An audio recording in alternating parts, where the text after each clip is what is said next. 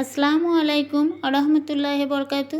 ছবির রান্নাঘরে আপনাদের সবাইকে স্বাগত জানিয়ে আজকে আমি পুষ্টিগুণে সমৃদ্ধ সজনে শাকের দুটো স্বাস্থ্যকর রেসিপি নিয়ে এসেছি।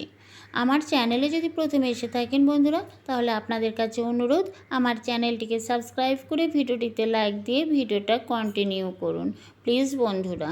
আমি এখানে কিছু সজনের শাক নিয়েছি, আর সজনের শাক ডাল থেকে এভাবে পাতাগুলো ছিঁড়ে নিয়েছি আর পরিষ্কার করে ধুয়ে নিয়েছি। এখন হাতে করে একবার আরও কিছুক্ষণ এইভাবে কুচিয়ে দিচ্ছি। এই রেসিপিটা কীভাবে বানাচ্ছি সেটাই আপনাদের সঙ্গে শেয়ার করব। সজনের শাকগুলো প্রথমে আমি এইভাবে কুচিয়ে নিয়েছি। এখন গ্যাসের ওভেনে একটা কড়াই বসিয়ে সজনের শাকগুলোকে প্রথমে আমি দুটো রেসিপি বানানোর জন্যই কিন্তু একবারেই সেদ্ধ করে নেব। কড়াইয়ের মধ্যে এক বাটি জল দিয়েছি, পরিমাণ মতো লবণ, একটা ছোট চামচে 1/4 ভাগ খাবার সোডা দিয়েছি, আর এই ছোট চামচে 2 চামচ চিনি দিয়েছি। খাবার সোডাটা দিলে সজনের শাকটা খুব সুন্দর নরম হয়ে যায়, আর চিনিটা দিলে সজনের শাকের মধ্যে যে একটা কষা ভাব থাকে সেই কষা ভাবটা থাকে না।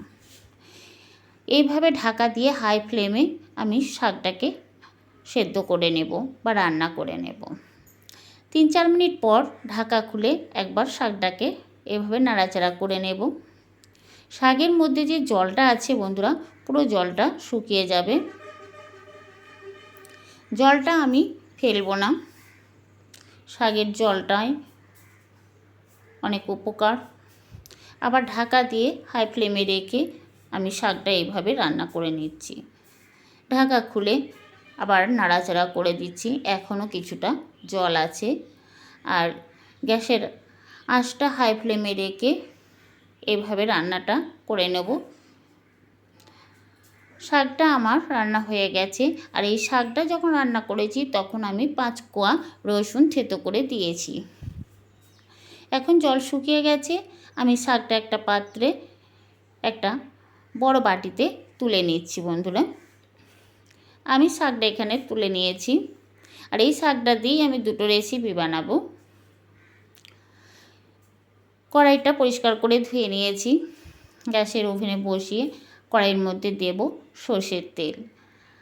আমি সর্ষের তেলই রান্নাটা করব। এখানে আমি 12 থেকে 13টা বড়ি নিয়েছি। বড়িগুলো লাল লাল করে ভেজে নেব। বড়িগুলো আমার লাল লাল করে ভাজা হয়ে গেছে, বড়িগুলো আমি তুলে নিয়েছি। ওই তেলের মধ্যে আর 1 চামচ সর্ষের তেল দেব। ফোড়নে একটা শুকনো লঙ্কাকে 2 টুকরো করে দিয়েছি বন্ধুরা, শুকনো লঙ্কা ভালো লাগে। অল্প কিছুটা কালো জিরে। ফোড়নে কালো জিরে শুকনো লঙ্কা দিলে রান্নার ফ্লেভারটা খুব সুন্দর আসে। 1 মুঠো কুচি করা পেঁয়াজ দিয়ে একটু নাড়াচাড়া করে নেব। পেঁয়াজটা হালকা ভাজা ভাজা করে নেব।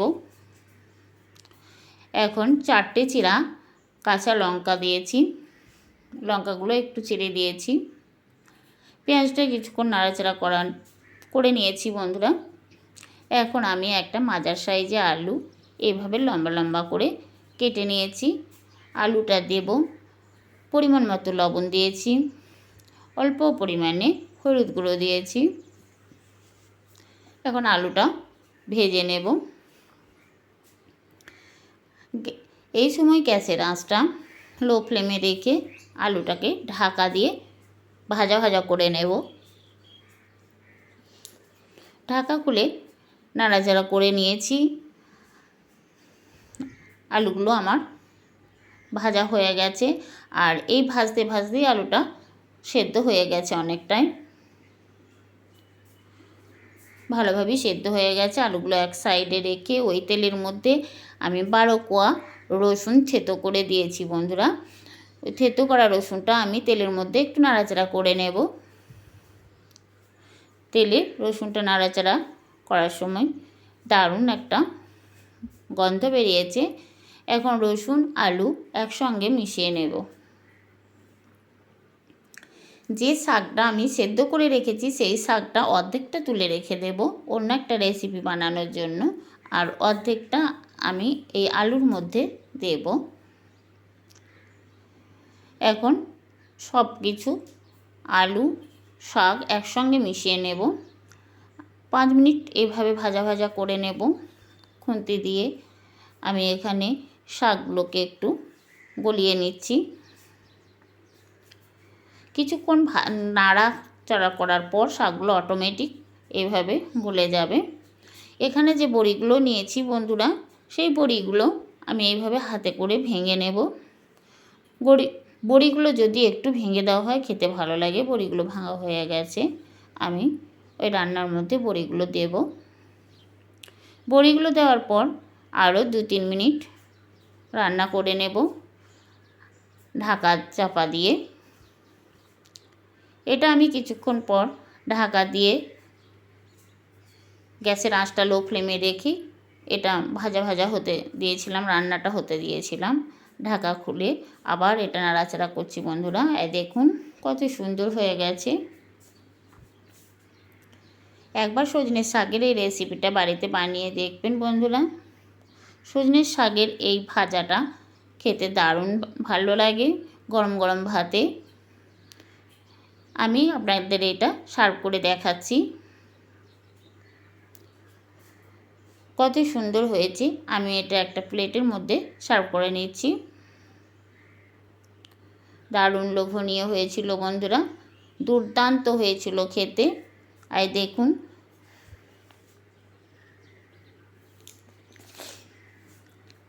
কত সুন্দর লাগছে, আর খেতেও দারুণ টেস্টি হয়েছিল।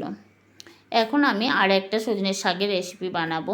সেদ্ধ করা যে শাকটা তুলে রেখেছিলাম সেটা একটা প্লেটের মধ্যে ঢেলে নেব। এখানে কাঁচা পেঁয়াজ একটা কুচি করে নিয়েছি, কুচি করে নিয়ে ধুয়ে নিয়েছি। আমি এখানে ঝালের জন্য 2টো কাঁচা লঙ্কা নিয়েছি, 1 চিমটি লবণ নিয়েছি। যেহেতু আমার শাকের মধ্যে লবণ দেওয়া আছে, পেঁয়াজ আর লঙ্কাটায় লবণটা লাগবে বন্ধুরা, তাই অল্প পরিমাণে লবণটা নিয়েছি। পেঁয়াজ কাঁচা লঙ্কা এভাবে লবণের মধ্যে একটু মেখে নিয়েছি। আর দেব সর্ষের তেল। পেঁয়াজের সঙ্গে যদি সর্ষের তেল দেওয়া হয় পেঁয়াজ লঙ্কার সঙ্গে, তাহলে দারুণ একটা ফ্লেভার আসে। শাকের মধ্যে একটু তেল দিয়েছি। এখন শাকগুলো পেঁয়াজ লঙ্কার সঙ্গে মেখে নেব। আপনারা চাইলে এখানে শুকনো লঙ্কা পুড়িয়ে এই ভর্তাটা করতে পারেন, এটা খুব ভালো লাগে বন্ধুরা, একটা স্বাস্থ্যকর রেসিপি। আমার এই রেসিপিগুলো কেমন লেগেছে অবশ্যই কমেন্ট করে জানাবেন। ভালো লাগলে লাইক কমেন্ট শেয়ার করবেন। দেখুন বন্ধুরা, দুটো সজনের শাকের রেসিপি আজ আমি আপনাদের সঙ্গে শেয়ার করেছি। আবার দেখা হবে পরের ভিডিওতে। আল্লাহ হাফেজ।